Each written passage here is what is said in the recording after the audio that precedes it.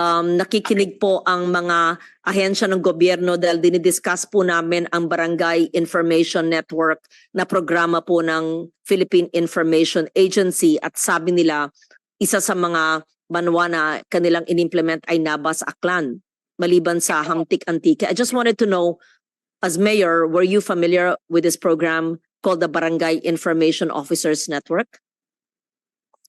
Opo, familiar po. Okay. Can you explain to me po? Nakikinig po si Director General Torres ng Philippine Information Agency at si Secretary Cesar Chavez po ng PCO. Po yun. Kung meron po akong information officer, then lahat po ng 20 barangays namin dito sa Nabas, organized po yun na meron po tayong mga officers dito po. Barangay, dito po sa bayan ng Napa, which is composed of 20 barangays na po. Very active po yung ating mga barangay officials po diyan. Hello po. Sino po sa barangay ang designated na information officer? Po, dito po sa lahat po ng barangay, punong barangay po. Dito po sa amin, sa LGU po, yung aming NDSINO po.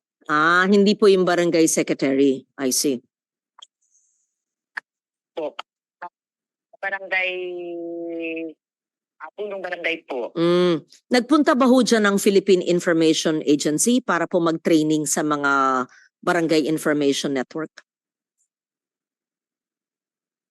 Hindi po ako masyadong no? Pero alam po nagmi-meeting sila na kinlaster nila po eh. Sabi po ng PIA, sila po ay nag-seminar po dyan. Director Torres, nag-seminar kayo dyan? Po yun. Ginanap po yun doon sa Barangay Hibon po. Sige, could you kindly give me a report? Brief lang po para maintindihan ko, and if you want us to continue, I can help fund it for next year's budget for the Barangay Information Network, not just for Nabas but the whole of Aklan. Kung nakakatulong po, kung nakakatulong. Tulong po. Po, kailangan talaga dahil mabilis po mga pinadi-disseminate natin, lahat po ng program. Pag matrain sa impormasyon, opo. Po, kaya mabilis po, active po. Yung 20 barangays, tama po. Yung 20 barangays po, doon po hineld sa Barangay Hibon po. Sige po. Thank you, Mayor. Salamat po. Sige po, you're welcome. Durugid na salamat. Parang siguro they're not just, parang second thought sila, iniisip na, nagkaroon ba? O sa dami-dami ng seminar doon. Dapat siguro mas maigting, yung branding mas maliwanag, at saka sino ba, yung kapitan ba, yung secretary ba, kung sino. Tas maganda yung module, maliban sa tinuturuan natin sila mag-communicate sa written and spoken word, but also knowing the programs of government. So when they go, pinapaliwanag din yun. Okay. And then, kindly give us the cost per barangay or per LGU. But it should be per barangay because we don't know one LGU kung maliit o malaki, di ba? But if you don't have people to do the training, how's that? We have regional, for example, in one municipality, we send our people from the region. So, and in the PIA, we have an average of 15 people per region. So, for example, if we hold one in Aklan, then we send people from the regional office or from nearby. And you can also tap experts from the place. Yes, ma'am. Ang dami naman magagaling. We actually partner nandun. with the local. You partner with the LGUs, Yes, either ma'am. municipality or province, Yes. right? Okay. Sige. Send me a proposal of the cost. Then I want to do it. Let's say in Luzon, I can do Batangas. Yan, Talas from Batangas. And then we can do, for the Visayas, I can do Antique. Isama natin Aklan. Yun. Then Mindanao, you already have Mindanao, right?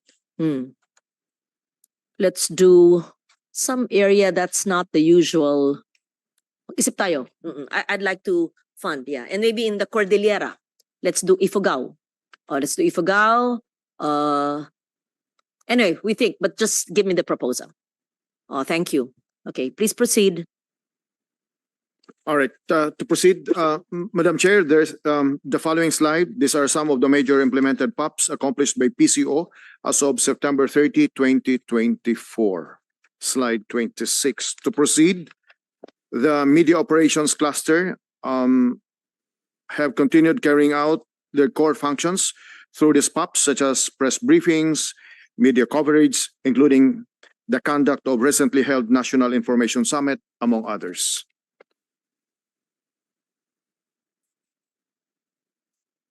To proceed, this list shows some of the POPs that were accomplished earlier on.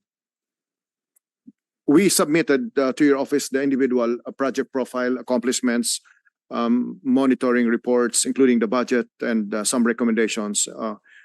This is in compliance with your guidance in the last meeting. The team is ready to discuss, present to you individually those projects. To proceed,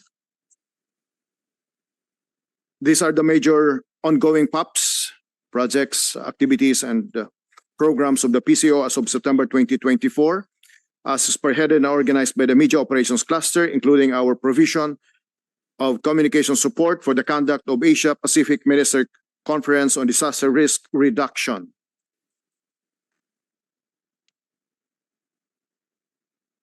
I know what you're doing for the Asia Pacific Ministerial Conference on DRR. When is that? This October already, right? What is the role of the PCO, please? Who's in charge? Who's the focal? Pero zero. Anong ibig sabihin ng zero? No amounts? No amount, participating only. Oh, okay. Who's the focal here? But no Good amount. So morning, you're using your Madam Chair. organic budget, right? Good morning, Madam Chair. The morning. focal person for this is a director from my office, ma'am. So the funding is carried by DENR, madam. We are co-chair for the communications. Can you brief me about the Asia Pacific DRR conference? Ma'am, this is the first of its kind being held here in the Philippines. It is a ministerial level conference where we have we have sent invitations to all of the countries in Asia. And as of now, so there are already the target number of attendees for this is 300 to 400. But after the DENR, we are very proud to say that after the DENR sought the assistance of the PCO for promotions, they have now over 1,000 registrations. So this will be held in PICC. In fact, the run-through for